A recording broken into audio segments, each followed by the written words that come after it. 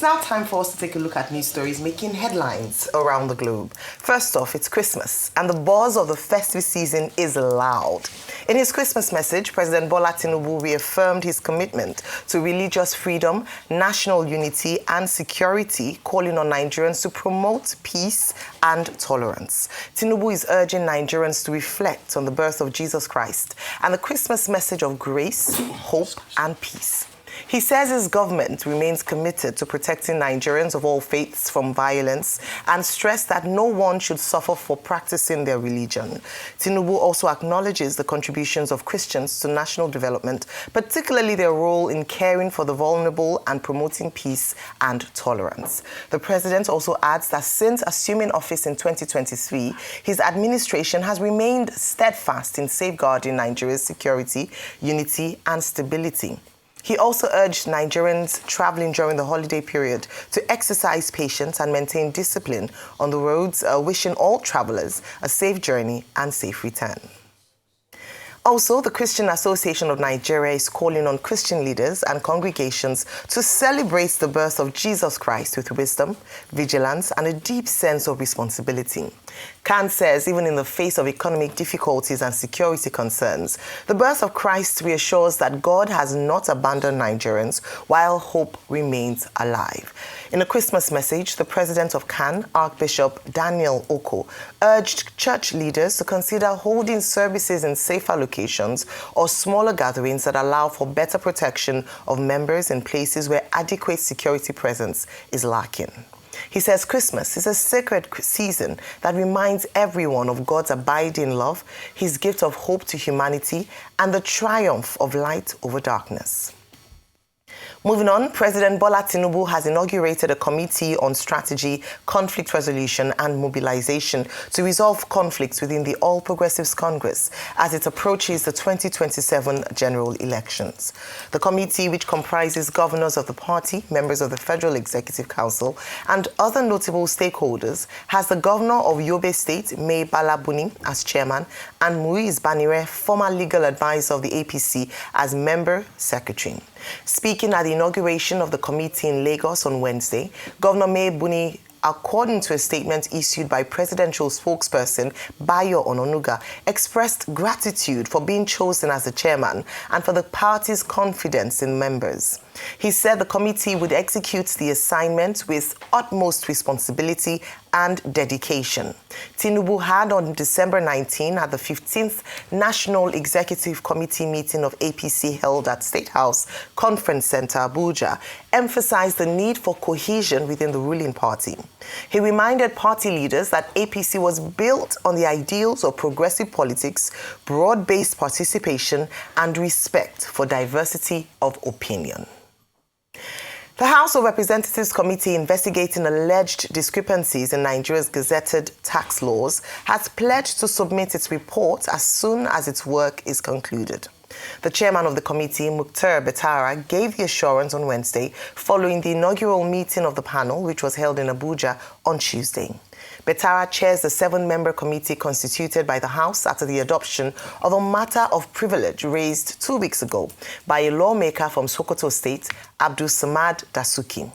Dasuki had drawn the attention of the Green Chamber to what he described as troubling inconsistencies between tax laws passed by the National Assembly and versions subsequently gazetted and circulated, including copies within government offices. Meanwhile, former Senate leader Ali Ndume has urged President Bola Tinubu to suspend the implementation of the disputed Tax Reform Acts, scheduled to take effect in January amid growing controversy over their passage. Well, these are some of the news stories this morning. Again, Merry Christmas to everybody. I don't think we can get tired of saying that this morning. But also interesting, we're starting off with the president's timely Christmas message.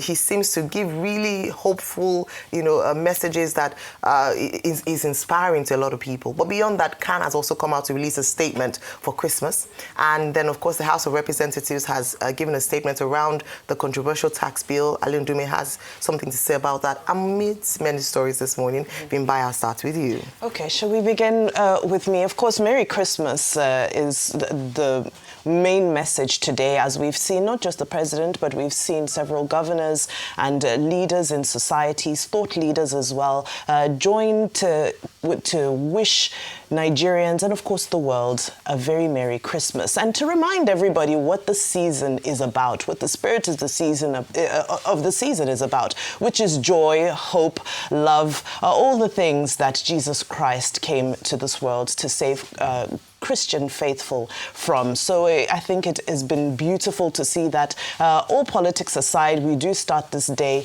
with that strong message about what this season means. Although, you know, some are focused on Dirty December, some are focused on other things, but truly this is the core of how this period became festive and segued into other celebrations that we now all enjoy with our various traditions all over the world. President Tinubu's message was timely in that, of course, we know some of the issues that have bedeviled the Nigerian political space and especially the foreign policy space over the past few weeks.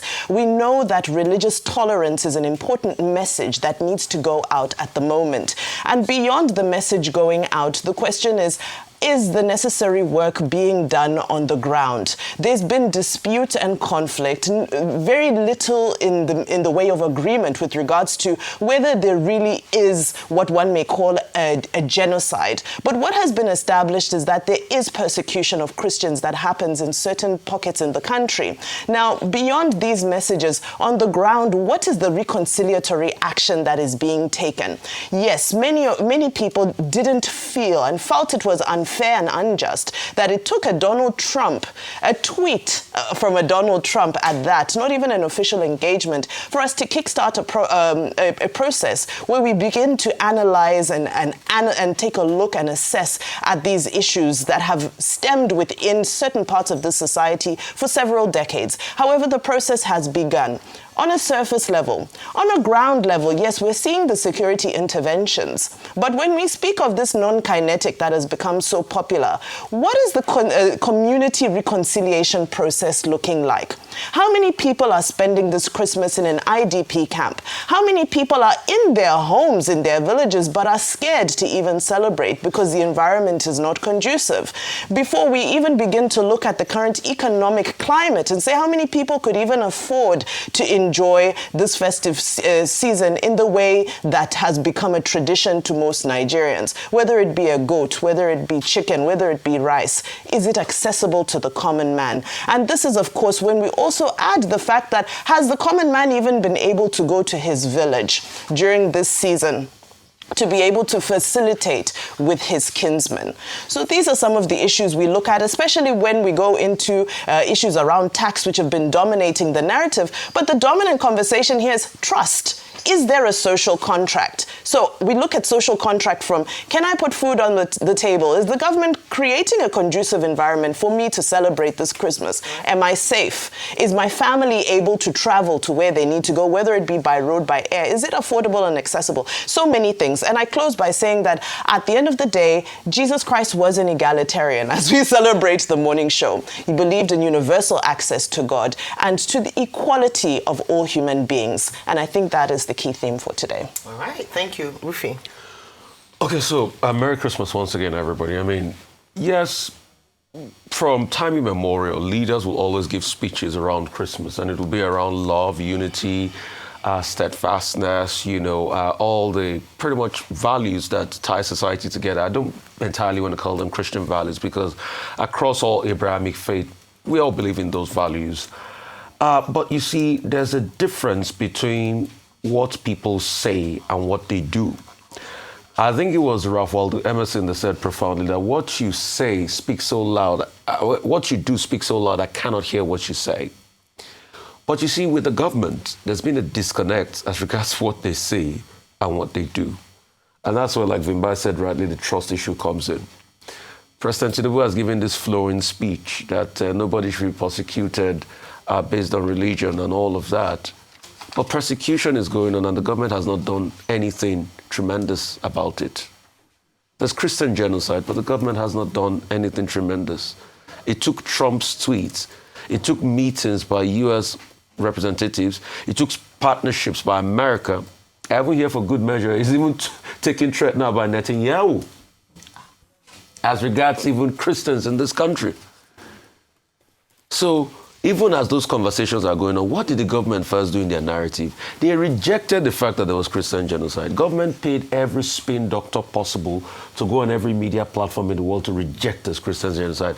So a government at first that rejects a problem never solves the problem. What it does, it sets up a committee, it deflects. Yes, partnership come in handy, but the architecture of solving the problem is not there. And that's why it goes back. Look at today, we're celebrating Christmas.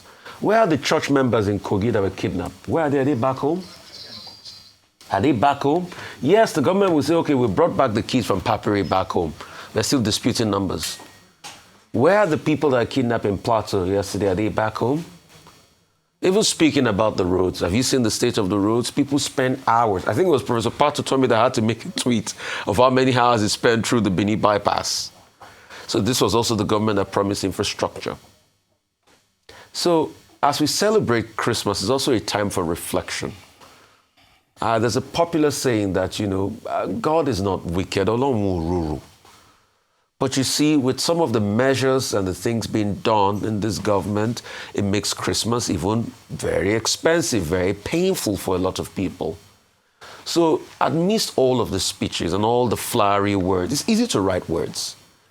But I want a country where the leaders will believe in the spirit behind those words and make it the order of the day in our lives. And that's what permeates into every angle. So we're talking about setting up committees in the APC to be able to reconcile the party. But this government is also there and overseeing disintegration of many other political parties. A person in this government that serves in this government openly came to tell President Tinubu, anyway, anecdotal evidence by Governor Seyi Makinde, that I will take the party for you, the PDP for you. And no rebuttal. Easy does it. So the APC wants to fix its internal crisis, but the PDP probably might not be able to fix theirs because somebody that serves in President Tinubu's government is doing all of this. So it speaks volumes. And the question is, what are those values? What are those Christian values? Is it do or die, win at all costs? Those are the questions we should ask. Moving further to the issue of taxation, a lot of people have called for suspending the tax bill. I mean, I don't think suspending it will be the way forward. But at least we must get integrity and clarity around those areas that are disputed. And people must be able to be held to account. We shouldn't even have this in the first place. We're talking about accountability. But apart from even the tax bill dispute, is the fact that when the tax revenue comes in, how is this government even going to be accountable to the people? The same government that can't give us basic statistics. We are hearing one thing. Somebody told us, oh, we didn't meet our revenue targets. Another person told us we met our revenue targets. We are hearing massive levels of, projects not being funded. Capital expenditure for projects, you're just funding to the tune of 17%. All the promises you made as regards fuel subsidy that, it will free up money, has not materialized. In fact, Governor Rada of Katsina State had to push back on this government and say, stop blaming us, the governors, by saying, we are earning more money today. The government gets 52% of the revenue. So let's even ask, like Governor Rada of Katsina said we should ask, what about the 52% the government is getting? What are we getting in return from it? Not being able to pay contractors. There have been protests everywhere. Massive level of insecurity, killings and all of that. So while we think about this and we think of the economic conditions, we just want to have a Merry Christmas. But the question is, we have a government which we have given our sovereignty to be able to have a Merry Christmas, protect us and all of that. But it's not working. Look at today, and my heart goes out to my Muslim brothers out there in Maiduguri today. A bombing happened. People are hurt, people are killed. Our dear Muslim brothers. Because I call them my brothers because they're also of the Abrahamic faith. All right. So these are the things we should reflect on as we get into Christmas. Okay. Yeah, the Dirty December part is good. The enjoyment and celebration, the good vibes for the economy is good. But let's think of those that don't really know it's Christmas. And those are those in the IDP camp you talk about. Okay, the substance of President Bola Ahmed Tinubu's Christmas message and the substance of the message by many of the other commentators celebrating with the people on this special joyful occasion. It's about what we said earlier in the introduction, namely the reason for the season. In other words, the significance of Christmas and the symbolism of Jesus Christ. President Tinubu opened his first paragraph by talking about love, sacrifice, salvation. Further down, he talks about hope. Now, it was in Isaiah 7:14. Take us Turn to to your church. Bible. Preach it. Isaiah chapter 7, verse 14. We were told about the prediction of a baby that shall be born, who will come to save the world, and he shall be called Emmanuel. Hallelujah. Isaiah 7:14 tells us. When you go to John 3, verse 16, in John chapter 3, verse 16, we were told that for God so loved the world that he gave his only son, so that whomsoever believeth in him shall not perish, but have everlasting life. So this is the symbolism of the season, about belief in the symbolism of Christ. And Christ, of course, arrived and had his mission and then ascended to the heavens. So all the commentators from President Tinubu to others, what are they saying Nigerians should demonstrate? Love, truth, peace. Another passage in the Bible says, love thy neighbor as thyself. So these are the values and virtues of Christmas. However, the point that the two previous speakers have alluded to, it is defined, theoretically, as a gap in Nigeria between public morality and private morality. Nigerians are very religious people. Today, everybody will go to church. Some people even went yesterday. And some people will even go every day throughout the week. They will go for vigil. But do we see those virtues, those values, in terms of how we relate to others?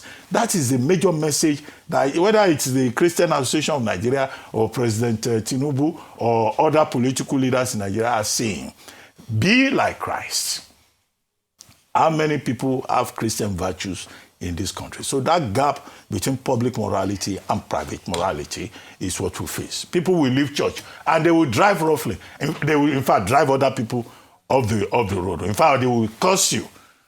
So this is the kind of hypocrisy that we have with regard to religion in this country. That's point one. Point two is that in that statement by President Tinubu, for me, the most important thing is that he said that, look, his administration is committed to deepening, entrenching religious freedom. Yeah. And that is against the background of the recent allegations of Christian genocide in Nigeria. And indeed, Nigerians were warned either by the mission, the U.S. mission to Nigeria, or an international NGO in the United States protecting the disrupted or something, saying that during this Christmas period, there will be violence, there will be attacks. And the travel allowed by the U.S. mission just said people should be careful. And that is the context in which the incident that occurred yesterday in Maiduguri that you can fit it into. That even when it is Christmas and people are being told to love one another, they are hating one another. So that is the problem. But the third point, with regard to President Tinubu's speech, is about his reaffirmation of hope, his reaffirmation of his commitment to make sure that everybody in this country should be safe. And there is no reason why, nobody should feel unsafe in this particular environment. So that, I think, is that, he has to walk the talk also as the head of state and the head of the government of Nigeria. As for the tax issue, in relation to, is it House of Reps or whatever? Yeah, the House of Reps. Now they have formed a committee, and the committee says it's going to submit its report very soon. Well, look, debate is part of the democratic process. You cannot stifle it. Dialogue is part of the process. Collective participation is a pillar of the democratic process. So we look forward to what the committee will come up with officially, not all the speculations on social media. We had Taiwo Yedele, the chairman of the Presidential Tax Reform Committee, and he said, look, what is being said is not of any moment, but that the National Assembly, on its own part, can publish its own harmonized version. The National Assembly does not have power to publish a gazette. That can only be done after the president has given his assent. Because I've seen some people saying, Taiwo Yedele said the National Assembly should publish its own gazette. No, they cannot publish gazette. But in the spirit of the people's right to know, and also their need to know, and transparency and accountability, they can as well place in the public domain a harmonized copy of what they sent to the executive arm of the government. But there seems to be a broad consensus on the fact that the law is already in place. You cannot suspend it. Those calling for the suspension, in fact, may be a little ignorant about democratic process. If you object to anything in a law that has been enacted, the thing to do is to go back to the same legislature to say, well, this is not right. This has to be corrected. And, you know, private members have the right. The executive can also do so. And, it can come from whatever direction. But I just think that the sum of all of this is that more enlightenment is being generated about taxation. Nobody likes the taxman. Nobody likes to pay tax. But the reform, the test of it is in the implementation.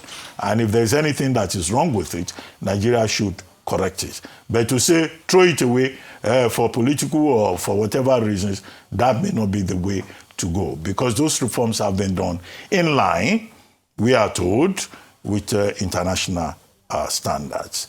Now, APC, right? You said this meeting, they have set up a committee. Well, of course. Once upon a time, on this same table, we used to talk about the APC finding it difficult to hold, NEC meetings, to hold conventions. Now, the APC has gained enough confidence that they are talking boldly, saying we are following the democratic process, we are going to, have our meetings and all of that, and a committee has been set up. That, shows that the party feels confident enough to forge ahead. However, what we will say to the APC government is that this is a democracy. Nigeria cannot be turned into Uganda, or is it, what's that other country, or Zimbabwe, where there is a lot of political repression. The voice of the opposition is important. Whatever the APC does, it must always know that its own credibility as a political party is not in winning at all costs. It is in ensuring that this space, this civic space, that's the technical academic word, is not constricted to the disadvantage of other stakeholders in this environment. We'll see when they do their meeting. I don't think what they are doing is going to be as controversial as it was in the past, because all of them seem to have been put in a place where they are confident that they will go ahead. But as Governor Makinde said, it is important for Nigeria to have a competitive political environment. I'm quoting him verbatim. All right, thank you, Dr. Bati. So today is Christmas, and I would want to keep it, light, because a number of people all through the year we've talked about issues, and I'm sure a lot of Nigerians are aware of the issues that are currently on ground. And that's why I thought that the president's Christmas message sounded the right note. I'll just give a little, nostalgic feeling of Christmas. A number of people at this point, whether if you're living in Nigeria or on the African continent, hold certain sentimental attachment to this period. Number one is that it's Christmas for those who celebrate, and number two is that it's towards the end of the year, so it's time to take stock, it's time to gather family members and friends. And I'm glad that for a number of homes in Nigeria and the African continent, and I believe all around the world, they haven't lost the essence of spirit of family and unity and coming together in this season. You only need to go to the airports or motor parks where you see a lot of people who are going to travel home, and it's just an opportunity for reunions around family members and different spaces and communities. I hope that's what you're doing right now. Some people we remember the Christmas tradition that are set from a young age. Some people are getting ready to go to church for the important Christmas mass. People are in the kitchen, and it just forges that spirit of oneness and unity, and that is the spirit of Christmas. Yes, the president, enunciated the importance of the season, going back to the reason for the season, especially based on the Christian faith, the coming and the birth of Jesus Christ, him being the Prince of Peace. And he ties it up together in some of the things that he said around promoting peace in this season. Furthermore, very important for me, one of the most important parts of the speech was where he talked about his commitment to promoting religious freedom and cohesion. He actually said as part of the efforts is that all through the year, he has been engaging with religious leaders of both the two main faiths in Nigeria, Christian and Islam, and they've been coming together, and he's going to build up on some of the recommendations or outcomes from those consultations to forge unity, cohesion, peace, tolerance in the country. And that's the kind of message we want to hear on a Christmas morning, I believe. Because at the end of the day, what people want is for a Nigeria that works for everybody. We want a situation where families can come around the table, eat well, laugh, rejoice, and feel safe, very importantly. And that goes to the Christian Association of Nigeria's message to Christian faithfuls in the country, that even at this time, let's be full of wisdom, be vigilant, and ensure that we people are aware of their environment and spaces, and even more importantly, that security agencies or agents are able to deploy personnel to places of worship so that people feel safe to practice and celebrate truly Christmas in its full essence, in the full essence of the word. And so I think in terms of this morning's message, the president has spoken well. In fairness to him, if you look at the trace of his speeches, his speechwriters know how to touch on the pulse of the nation in terms of what is happening, acknowledge it, and sort of empathize with the people.